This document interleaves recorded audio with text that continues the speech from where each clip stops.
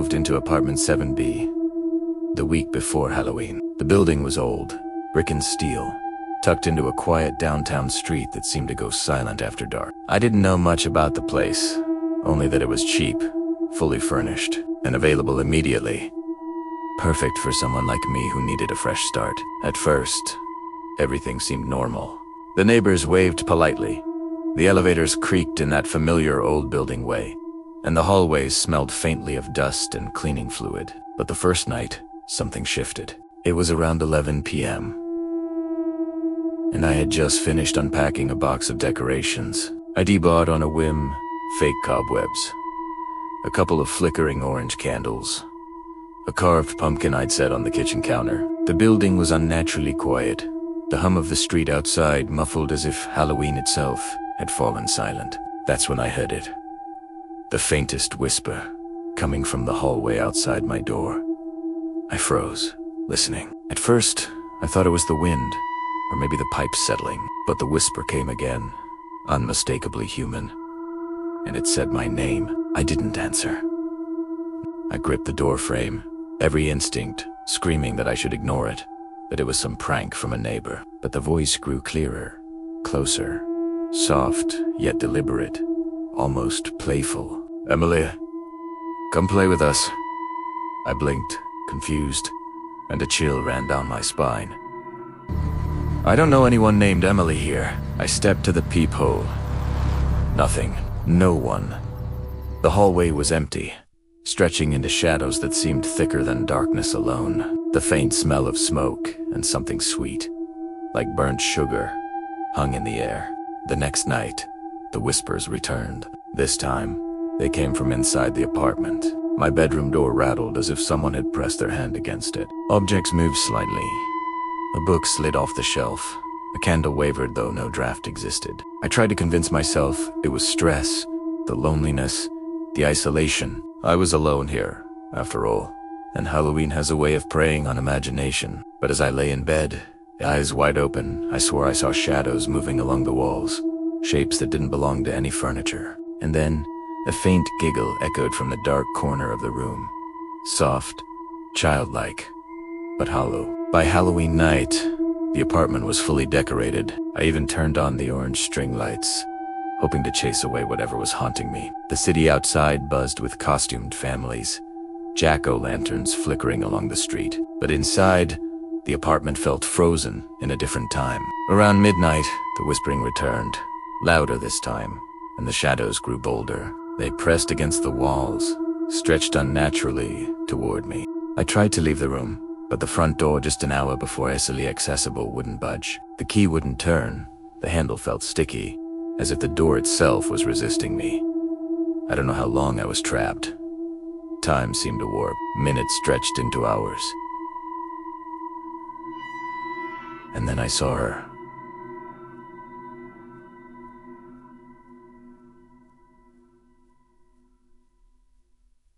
Ah!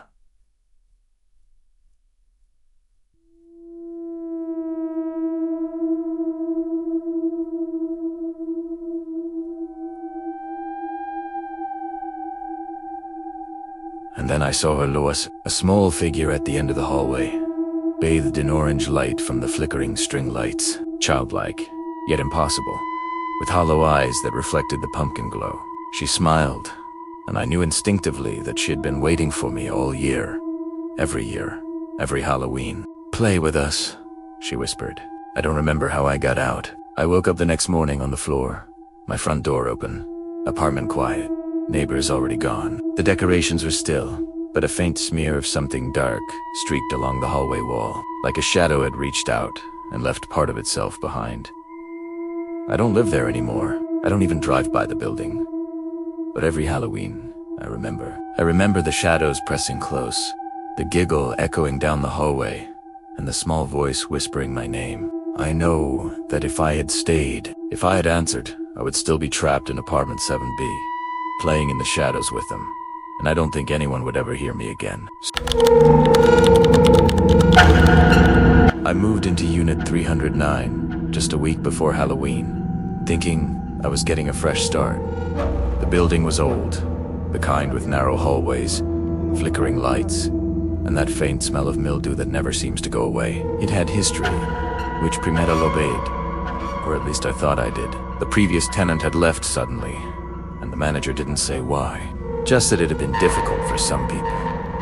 That should have been my first warning. The first night, everything seemed fine. I unpacked my things, set up some Halloween decorations, small pumpkins, fake cobwebs, a few battery-operated candles, and turned on a playlist of autumn songs. But at 2:17 a.m., I woke to a soft thump outside my door. It wasn't the usual creaking of the building settling. Not exactly. It sounded deliberate, like someone tapping their hand against the wood. I froze, listening. Then came the whisper. Faint, just a breath. Emily, come out and play. I rushed to the door and peeked into the hallway.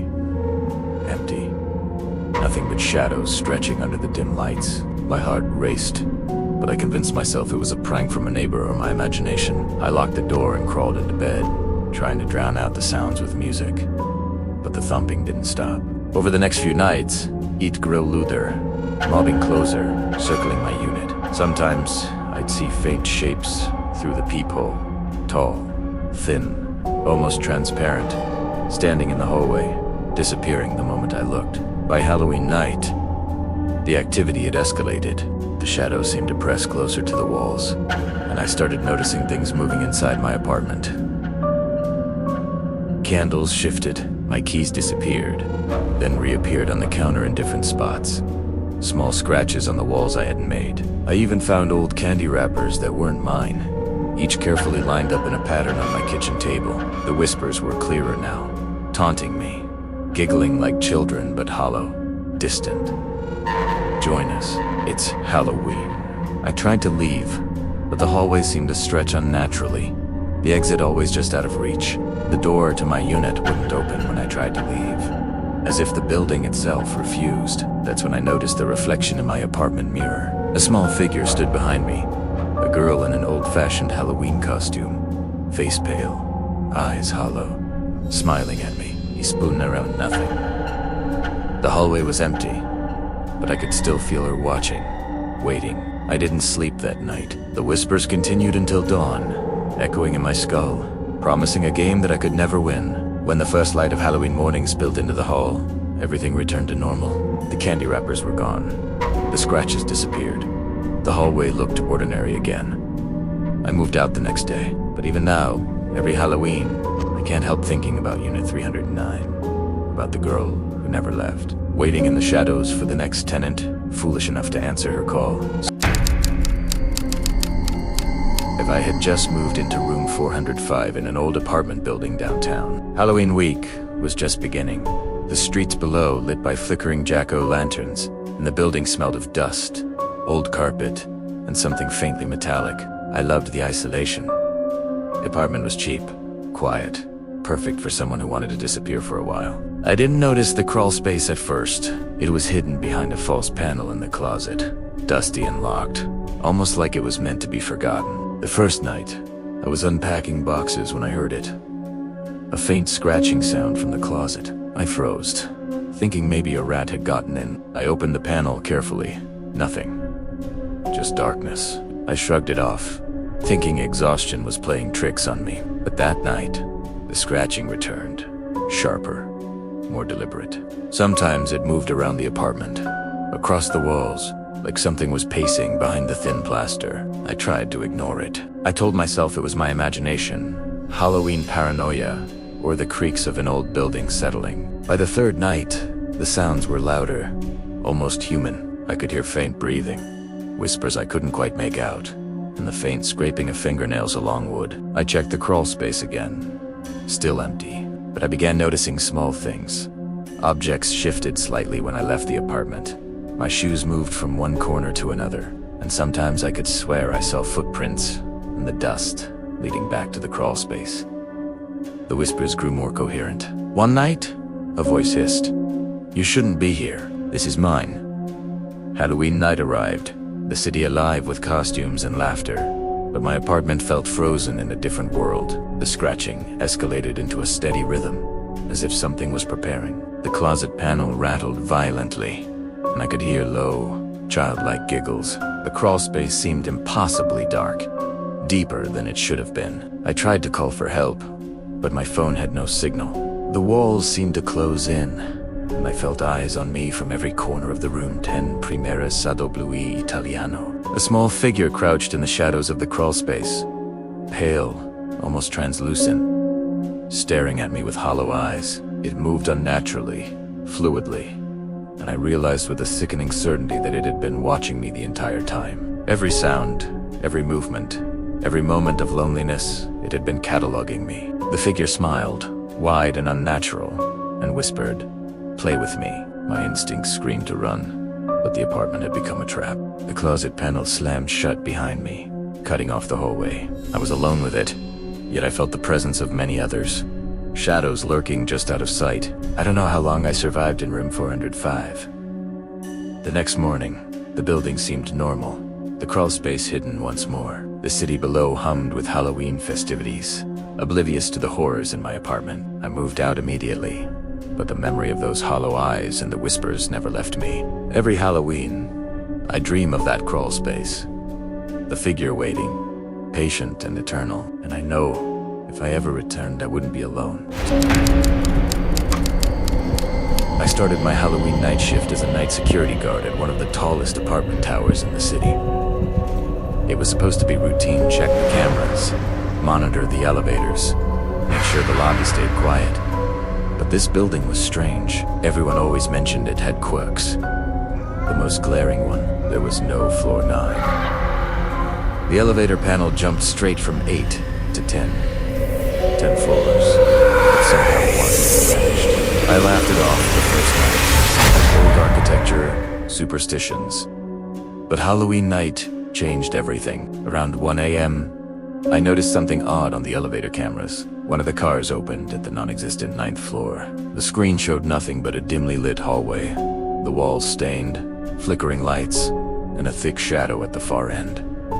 The strange thing, someone or something, was standing there. It looked like a person, Talentine, facing the corner. At first, I assumed it was a glitch, a prank from the tenants. But then I realized the camera angle shifted slightly, and the figure's head slowly turned toward the lens, as if acknowledging me.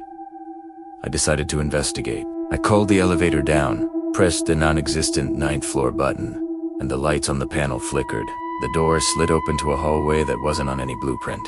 The air was freezing, heavy with the smell of decay and wet concrete. Every door was crooked, numbers scratched crudely into the wood, some partially missing. A faint whispering echoed from the walls, low, indistinct, almost chanting. I stepped in cautiously, my flashlight cutting thin cones of light through the darkness. Every step I took felt wrong. The hallways seemed to stretch, elongating in impossible ways. Shadows moved along the edges of my vision, disappearing when I turned to face them. The whispers grew louder, forming words I couldn't fully comprehend. "You shouldn't be here." I found one door slightly ajar. Inside, the apartment was furnished like it had been lived in recently. Chairs overturned, old toys on the floor, candles burned down to stubs, and on the far wall, a figure crouched in the corner, its eyes hollow, watching me with a smile that felt ancient. I turned to leave, but the elevator panel was gone. The hallway had no end. Every stairwell I tried led me upward, back to the same endless corridor of floor 9. Time warped. Seconds felt like hours. The figure stepped closer, silent, gliding across the floor as if gravity bent for it. I could hear my own heartbeat echoing, blending with the whispering. The apartment tower ID thought I knew. The one ID walked hundreds of times, had become a trap, a liminal space where reality bent around me, and floor 9 was alive. By the time the city clocks struck dawn, I was back in the lobby. The doors to the 9th floor gone, the panel now ordinary, unmarked. 10 floors, as normal as ever. No evidence existed that floor 9 had ever been there, but I can't shake the memory of those hollow eyes, the whispers, or the way the walls seemed to watch me. Every Halloween, when the building goes quiet and the elevators hum in the dark, I swear I see a flicker of orange light at the non-existent floor. And I know if I press that button again, I won't come back. never liked mirrors. Not the ordinary kind you check your hair in, but the full-length ones. The ones that seem to linger in the corner of a room, observing you when you're not looking. I never gave it much thought until I moved into apartment 17C during Halloween week. The building was old, brick and steel, tucked away in a quiet street, and the unit came with a full-length mirror leaning against the bedroom wall. At first, I didn't notice it, and I certainly didn't imagine it would change my life. The first night, as I unpacked boxes of decorations, fake cobwebs, flickering orange candles, and a carved pumpkin, I felt uneasy. The street outside was alive with Halloween energy. Children running by in glowing costumes, parents calling out reminders, jack-o'-lanterns flickering on every stoop. But inside the apartment, shadows seemed to linger longer than they should, stretching along the walls, pooling in corners. That's when I noticed the reflection. Not my reflection. Exactly. A twitch in the corner of the mirror that didn't match my movements. I shrugged it off. I was tired. Halloween week always messes with the mind. But the incidents escalated. In the hallway, the kitchen, the bedroom, the reflection sometimes lagged, sometimes moved on its own. The smallest delay at first, like a puppet trailing its string, then subtle changes. A smile that I hadn't made. Eyes that lingered on me differently. I tried ignoring it, covering the mirror with an old sheet. But even in the dark, I could feel the eyes watching. The air grew colder, my breath forming mist. Even as the October wind rattled the windows, I set up my phone to record overnight. The footage was worse than I imagined. Around 3 a.m., I slept as normal, but the mirror reflected someone. Something sitting up in bed, watching me. It mirrored me too perfectly to be coincidence.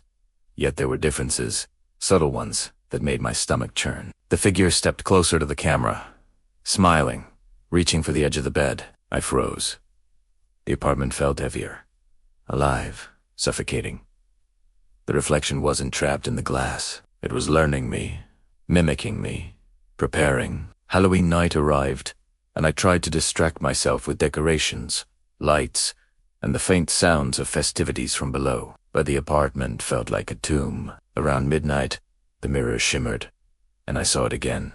My face, my body, but wrong. Hollow eyes, a slow, deliberate smile, movements I hadn't made. The voice, soft and deliberate, whispered from the corner of the room.